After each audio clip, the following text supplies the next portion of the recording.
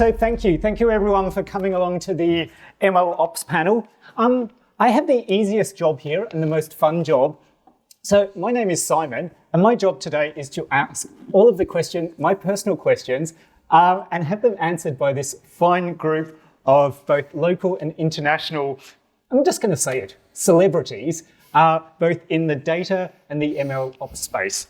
What I'm really excited about here is we've got some questions around essentially some of the overlaps between the concerns around engineering, around product management, around ML Ops. And what's really good about this panel is that we've got a variety of capabilities and a broad spectrum of background. But also, we've got a whole room full of people who probably got a bunch of burning questions. So I'm hoping we can start off with a bit of a conversation, but really what I really hope that we can end with is a bunch of cool questions driven from the audience. Now, I think we probably could do just a very, very quick introduction. I'm going to start on the left with Chad. And I would just like basically a really short introduction. And I'm going to say a tweet-sized introduction because it sounds better than an X-sized introduction. So maybe from the left, Chad, a bit of an intro from yourself. Sure. I'm Chad. Most recently, I was running the data platform team at a company called Convoy. I worked on the AI platform at Microsoft, and I've been in data infrastructure around 12 years. Maybe Kanishka? Yep. Hey, everyone. My name is Kanishka. I'm currently VP of Engineering at Rocket. And prior to that, I was working at Datalicious and building attribution systems. And prior to that, I was at a company named Appen, where we built language technology related platforms. Fantastic. And Mickey, on my right. Hey, my name's Mickey. You probably can hear me now, yeah. So head of ML Ops for Featureform, which is an open source virtual feature store. Prior to that, I was on the ML platform team at MailChimp Intuit. And prior to that, honestly, serial data ML seeker at various companies like Autodesk, Teladoc, you name it, as a data scientist, data analyst, and on the growth operations side. So, yeah. Fantastic. What a panel. And I'm particularly excited by the fact that we've got so much talent here, but also I'm really glad that we've managed to sit you down, Mickey, because you were a bit too energetic this morning. So it's a good way of making sure that we can funnel that energy into answering questions. So I kind of just wanted to start off with maybe just essentially a broad question. Can you explain why we've even got this track, this session? What's important about ML Ops? And I'm thinking from those of us who come from maybe a software engineering background or a data engineering background, maybe you could contrast why ML Ops is different. What's special? What are the considerations? And I'm happy for anyone on the panel to answer this, but I'm just curious, coming from maybe a different background, could you compare and contrast what's special about ML Ops when it comes to traditional deployment practices?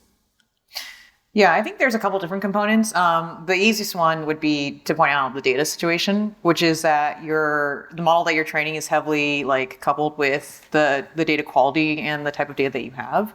But I think there's a couple other things that kind of stick out. One, it's the iterative nature of your machine learning model or your pipelines or you name it, which is that data can get stale really quickly. The model that you're building, ultimately, it's that quote, right? All models are wrong, some are useful. It's meant to be some kind of representation in the world that allows you to sort of take action, because either you have a prediction that says something is going to happen, or even you have process automation that's look, something is going to happen and therefore you should do X, Y, Z, right? Whereas with traditional software engineering, it really was a bunch of if-else statements. I don't want to, totally distill it down to nothing, right? Because algorithms are hard, right? So I'm not saying that algorithms aren't important, but that's kind of what it came down to, where the sort of probabilistic nature of ML also means that, for example, you get the same exact data, you pass it through a similar ML algorithm every single time, whether it's XGBoost or random forest, and unless you're really careful about setting the seed, versioning the data, you name it, setting essentially all the parameters, you could literally get a different result every time. And if we think, for example, accounting software, that would be terrible if your revenue numbers just jumped up and down, up and down. But on the other hand, in ML, like especially for machine learning features, that is totally normal. You can generate a bunch of features that make no sense. They have no connection to any semantic or business logic. And they will be a fantastic input into a model that will then say, oh, this is like the forecast for your business, right?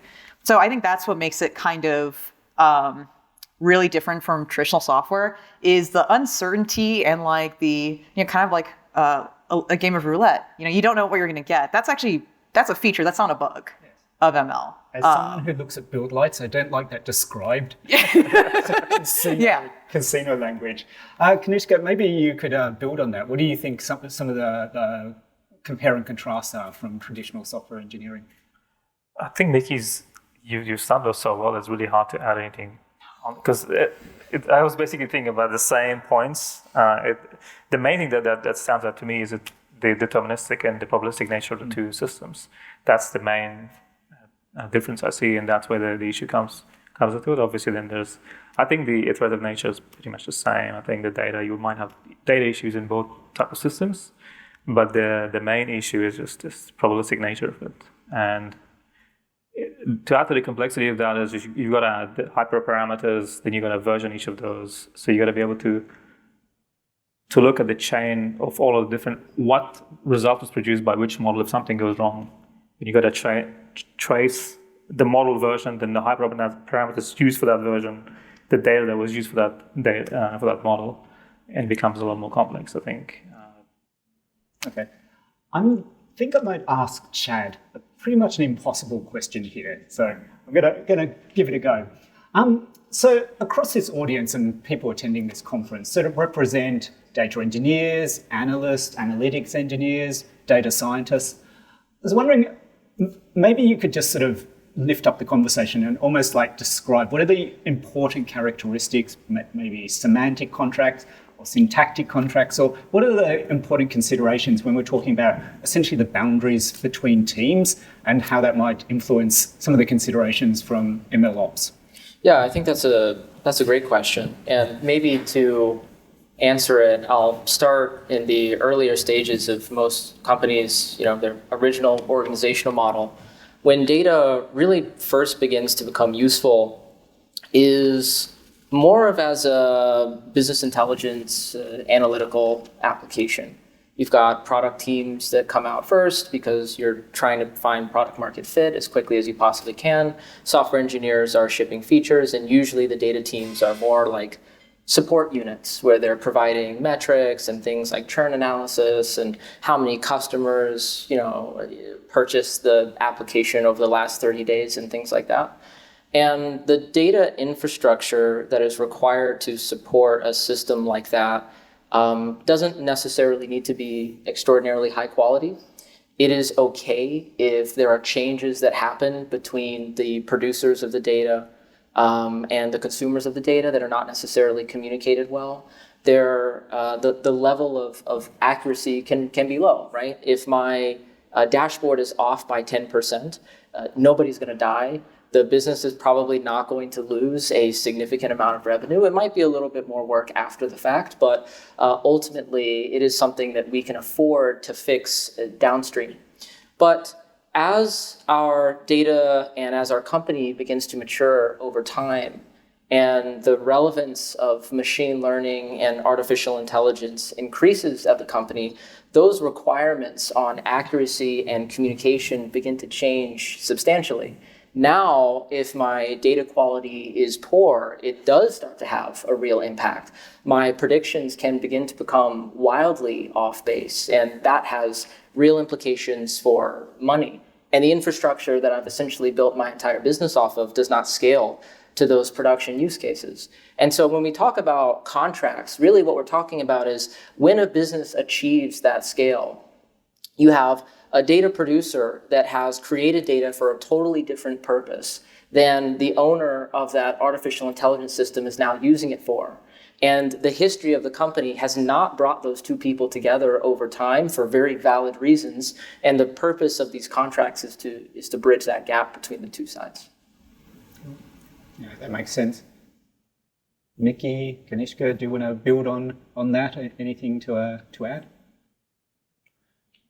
I think apart from data, I think totally agree with what you said. I think another issue that you see is cataloging data. At least we see it, and as the companies grow, similar to what you said, the data is not designed for, or haven't been architected with the use cases of machine learning or what the ML engineers are intending to do. And it might, if you don't have, apart from data contracts, you don't have actually catalogs for people to actually go and discover. They don't know what these things, what different attributes mean. They could actually start building it. They might assume that it means certain things. They might actually start building features that actually might result in may not actually get the intended result. So apart from contracts, I'd say cataloging is also very important. And then this also becomes probably a little bit more part of data engineering versus data MLOps, but yeah. Fantastic. Are you folks feeling brave? Because I was wondering if we could start opening the floor and seeing if we could get some questions from the audience. The audience that's been hyped up from cookies and lunch. I was wondering, with this fine panel, has anyone got a burning question that they wanted to put?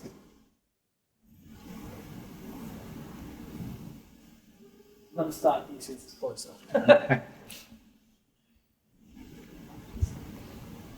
With DevOps, DataOps, MLOps, all the ops. XOps. Is it just a case of history doesn't repeat, it rhymes? Like all the work by Gene Kim, Nicole Forster in the Accelerate on DevOps, should we just be looking at all of this as like systems thinking? Like, is there a lesson that is just going to keep repeating for whatever the next ops is? I think that's an excellent question. I'd love to know the answer.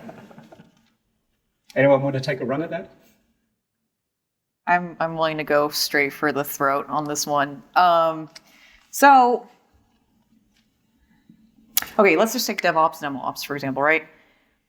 There was a point in time where a significant number of companies were not doing ML, right? Like there was a time where like companies that were doing ML was a minority.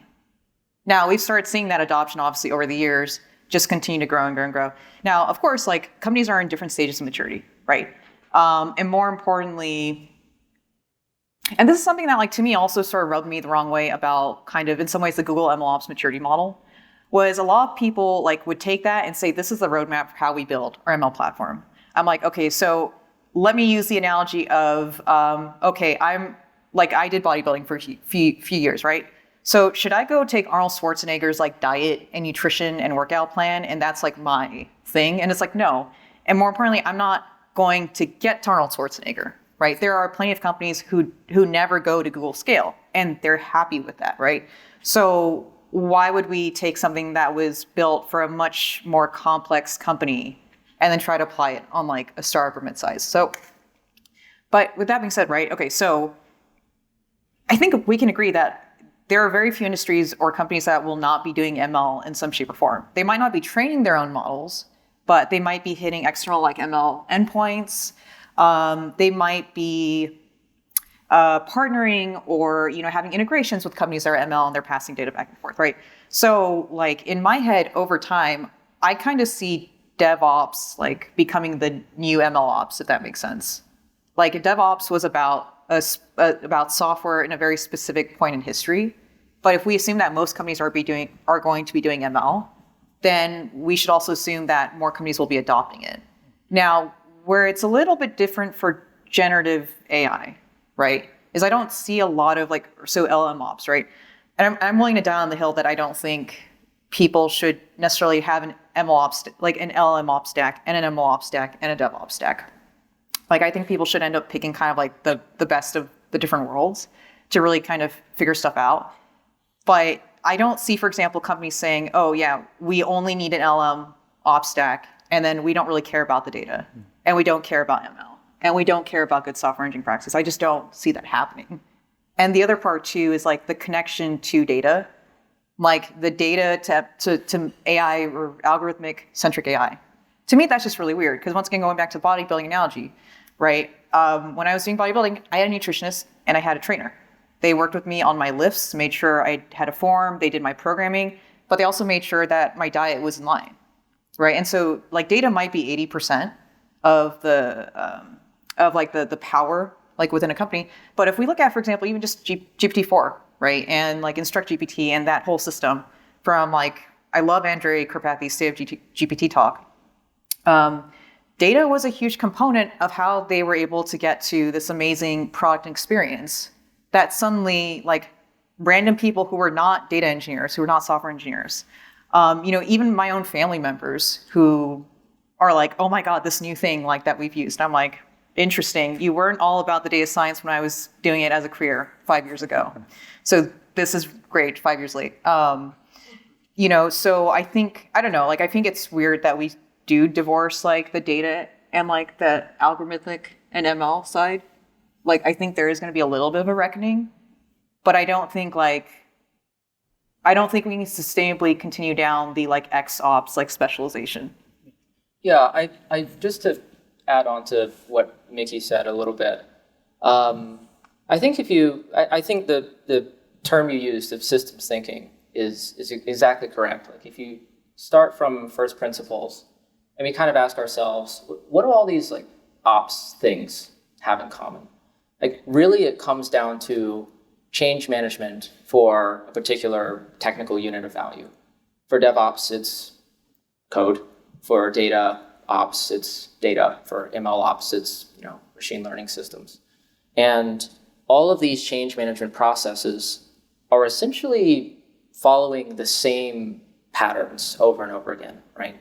We need to do some engineering.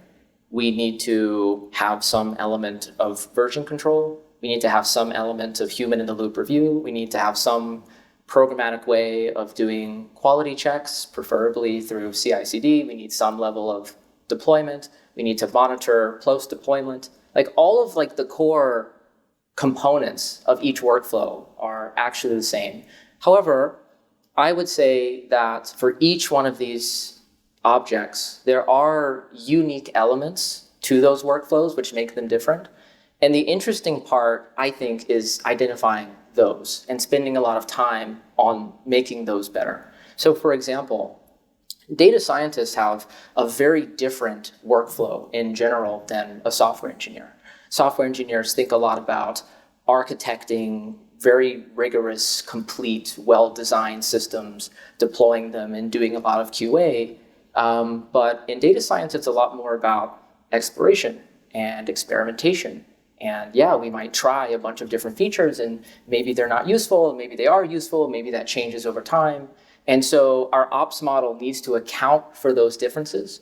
I think that's where I would love to see the ML ops space and really all the operational spaces is really spending the majority of the time is not recreating the wheel of what all the other software engineers and data engineers have already done, but focusing on what's unique to their discipline. I'm going to say I love that as an answer, that idea around almost like awareness around almost like the considerations from each domain. And I love the analogy of bodybuilding. Don't just build muscle in just one arm. It's a total consideration. But I will take you to task.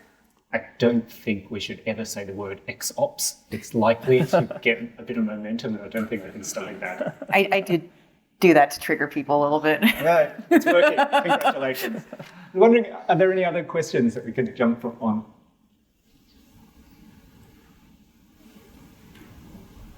I wanted to ask around the rollout of MLOps, because I think over the last few years, we've seen there is fair degree of writing and content around it in terms of classifying MLOps maturity cycles for different types of orgs. But like I've not seen companies adopting it.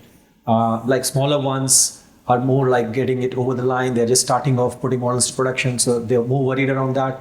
And at the larger places, it's still not seen a lot of success. So what have you seen any good ideas and successes which you could talk about? Like how do you basically recognize that, okay, at this point we should start thinking about model registration, observability, measuring drifts and so on, and how to bring all together, and what are the good timings for doing that?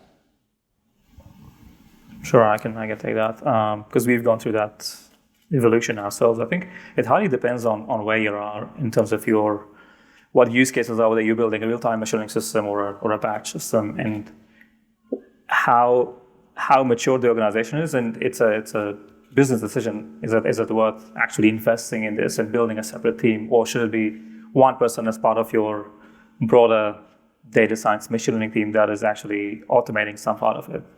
It really comes down to that, in my view. And then as the organization gets more mature and you start to make more money, hopefully, from your machine learning, then you can actually start to invest more in it. And at some point, you can start to build a separate team, and then invest in either building your own platform or use some of the open source platforms like Kubeflow and Metaflow and whatnot. So to me, it comes down to that. And it makes no sense to go, if you have a 2-team ML team, to start to run your own Kubeflow and run your own Kubernetes cluster and manage that. That's not going to make sense. Maybe it makes sense to use SageMaker or something on AWS, but that also requires a bit of investment.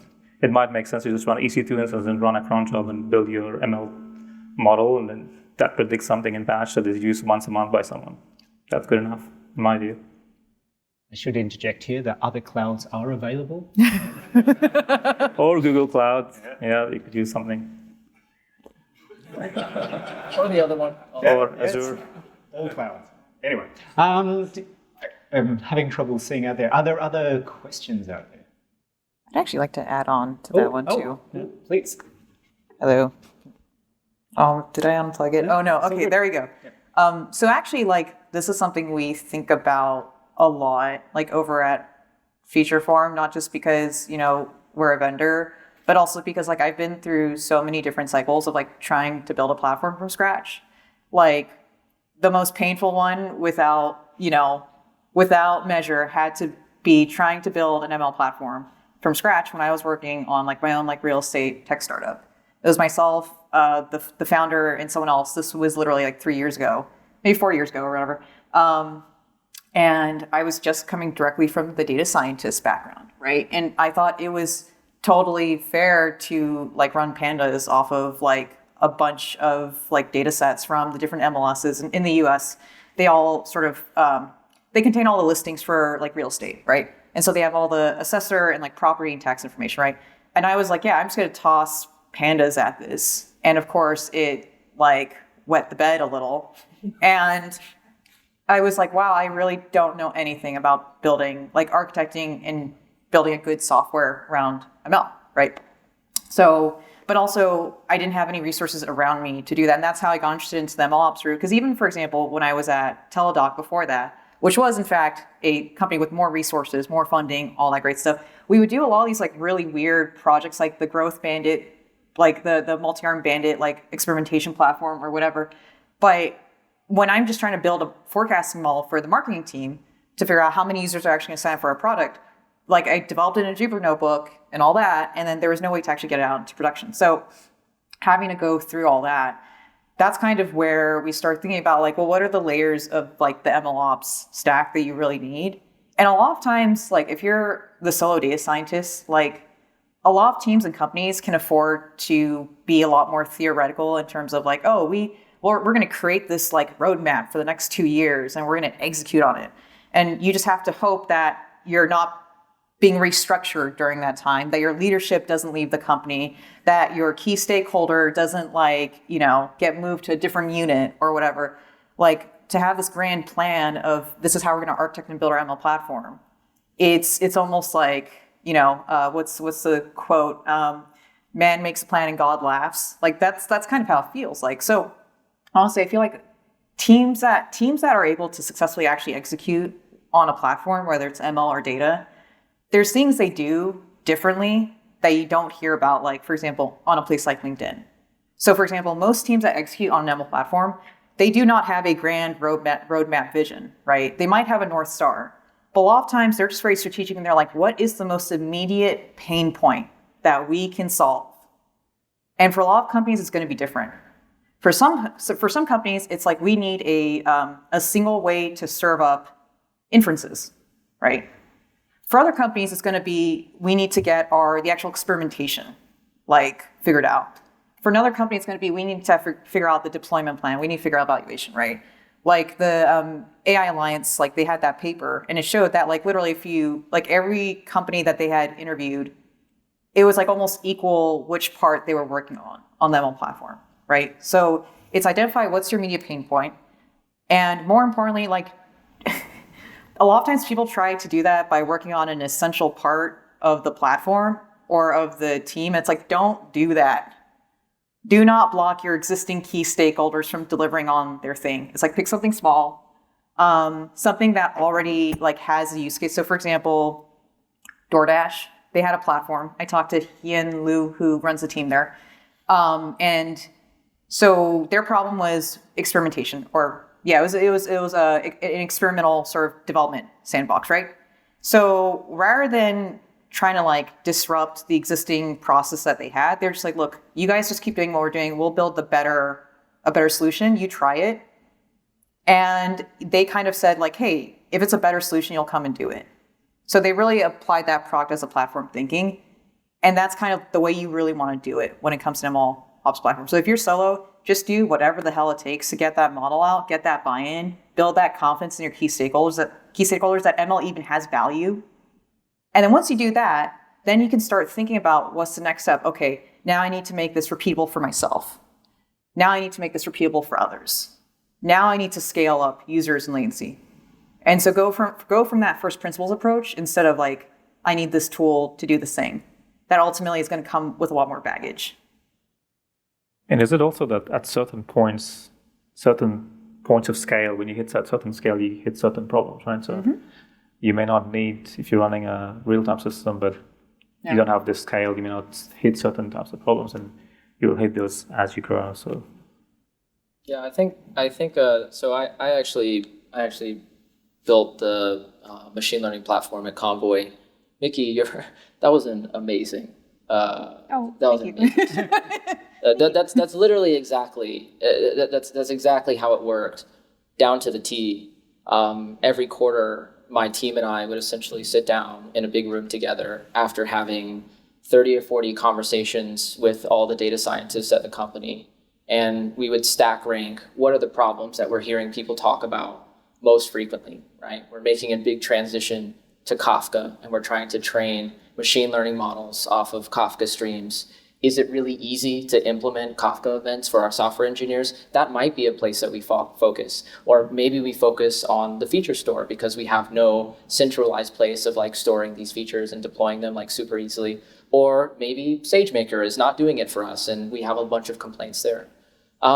Something that I have found though that is really important to think about, I think from a leadership perspective, is what is the point in, like, what is the tipping point when you want to start hiring people to serve that platform role? I think sometimes folks can get tripped up on that.